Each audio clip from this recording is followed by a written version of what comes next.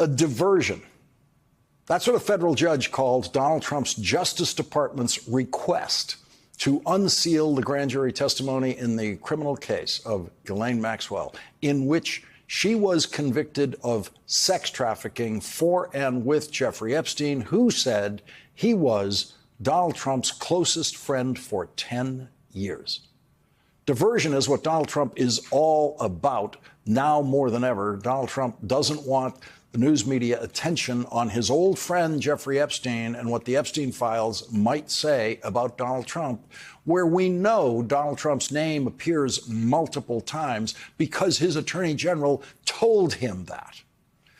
Donald Trump is sending the National Guard into Washington, D.C. 5 years late.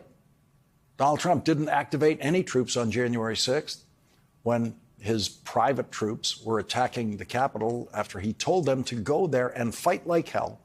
And he lied to them when he told them that he was going to go there with them. The biggest crime spree in the history of Washington, D.C. was on January 6th for Donald Trump, and Donald Trump did not send the National Guard that day. But now Donald Trump wants us all to be talking about his decision to send just enough National Guard troops onto the streets of Washington, D.C., so that news cameras can get pictures of them, the same pictures we've seen from Los Angeles, where the troops had absolutely nothing to do and are there for no reason at all, other than as a diversion from Donald Trump's relationship with Jeffrey Epstein, which may be described in the Epstein files in a way that Donald Trump wants to keep secret forever. Donald Trump is going to put 200 National Guard troops on the streets of Washington, D.C. That means there will be more hotel doormen on the streets of Washington, D.C. than National Guard troops. There are 3,400 Washington, D.C. police officers in addition to 1,800 Capitol police officers, bringing the total uniformed police officer count in Washington, D.C. to 5,200, without even counting the hundreds of federal uniformed officers working in law enforcement in Washington, D.C., thousands of them actually, as U.S. Marshals, Secret Service agents, FBI agents, and others. And so the 200 National Guard troops who will be on the street are just a photo op. He'll have to send 800 total in order to cover the 8-hour shifts, but only 200 at a time will be on the street, and that will just be for the pictures. A photo op to please Trump voters who apparently want Donald Trump to play these games with troops in cities that elect Democratic mayors. We will surely see this same scene play out in other cities that Donald Trump hates because Democrats live there. The troops' presence will always be tiny compared to the police force already in place, but the TV cameras will magnify the troops' presence, and the endless talk about them online and on cable news and elsewhere will have Donald Trump's intended effect of amusing his supporters and diverting attention from Donald Trump's friendship with Jeffrey Epstein and Ghislaine Maxwell. Ghislaine Maxwell remains the only child rapist in history who received well wishes from a president of the United States. Donald Trump said, "I wish her well," this was after she was charged with sex trafficking and after she was charged with sexually abusing children. That's when Donald Trump said, "I wish her well." And so Donald Trump's attempts at diversion have become ever more frantic. Donald Trump is using tariffs. He's using Vladimir Putin now. He's using whatever he can think of, whenever he can think of it, to create the kind of diversion that a federal judge found today when he denied the release of the transcripts of the Ghislaine Maxwell grand jury. In his 31-page ruling, the judge revealed what is in the grand jury transcripts. Now we know. The judge described the testimony to the grand jury without quoting any of it, and reduced it all to this statement: there is no there. The judge read the grand jury transcripts and wrote this in his ruling: the court's review confirmed that unsealing the grand jury materials would not reveal new information of any consequence. There's no there. There's no new information in the grand jury transcripts. That's what the judge told us today, and that is what Donald Trump already knew before Donald Trump's attorney general and Donald Trump's deputy attorney general, who used to be Donald Trump's personal criminal defense lawyer, asked to have those meaningless grand jury transcripts unsealed. They knew there was no new information in the secret grand jury transcripts that was not already revealed at the Ghislaine Maxwell trial. They knew that everything in those transcripts came out in public testimony in Ghislaine Maxwell's trial, where Ghislaine Maxwell did not dare testify under oath in her own defense. That's why the judge that who was asked to unseal the jury transcripts calls it a diversion. The judge said there's nothing in those transcripts that we don't already know from Maxwell's trial. The judge said that the Trump Justice Department's argument for releasing the grand jury transcripts was, quote, demonstrably false. Demonstrably false. You could spend an entire career in the law prior to the Trump era and never see a federal judge describe the Justice Department's position as demonstrably false.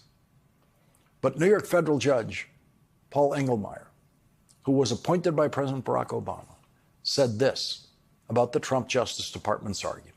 Its entire premise that the Maxwell grand jury materials would bring to light meaningful new information about Epstein's and Maxwell's crimes or the government's investigation into them is demonstrably false. The judge described what happened in the Maxwell grand jury and in the Epstein grand jury, saying, quote, first, the grand juries in this case were not used for investigative purposes. They did not hear testimony from any firsthand witness to any event at issue. They did not hear testimony from any victim, eyewitness, suspect, or even a records custodian. Each grand jury received evidence on a single day. On that day, it heard testimony from one person, a law enforcement agent who, acting as a summary witness, testified to information obtained in the government's investigation to support the charges in the indictment. The agent, responding to tightly structured questions from an assistant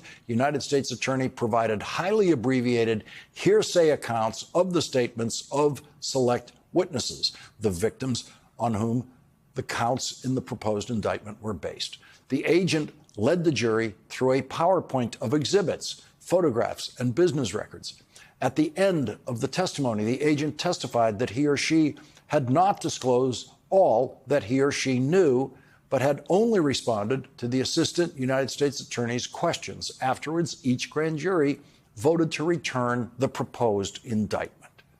The judge revealed that the grand jury transcripts, quote, do not identify any person other than Epstein and Maxwell as having had sexual contact with a minor. They do not discuss or identify any client of Epstein's or Maxwell's.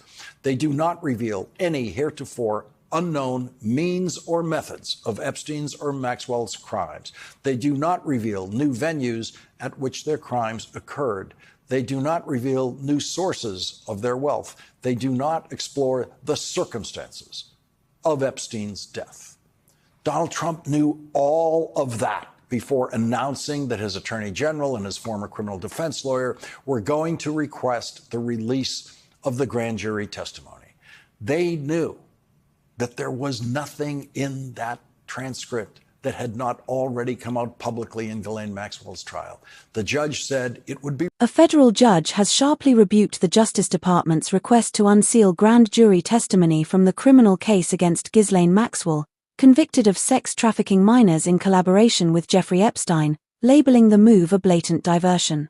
The ruling highlights ongoing scrutiny over former President Donald Trump's ties to Epstein, whom he once described as a close friend for a decade, and efforts to shift public attention away from potentially damaging revelations in the Epstein files, where Trump's name appears multiple times. In a 31-page decision, U.S. District Judge Paul Engelmeyer, appointed by President Barack Obama, denied the unsealing, stating that the transcripts contain no new information of consequence. He described the department's premise that the materials would reveal meaningful insights into Epstein and Maxwell's crimes or the government's investigation as demonstrably false. After reviewing the sealed documents, the judge noted that the grand juries were not investigative. They heard no testimony from victims, eyewitnesses, suspects, or records custodians. Instead, each session featured a single law enforcement agent providing abbreviated hearsay summaries of select witness statements, guided by a prosecutor's structured questions and a PowerPoint of exhibits like photographs and business records. The agent emphasized that not all known information was disclosed.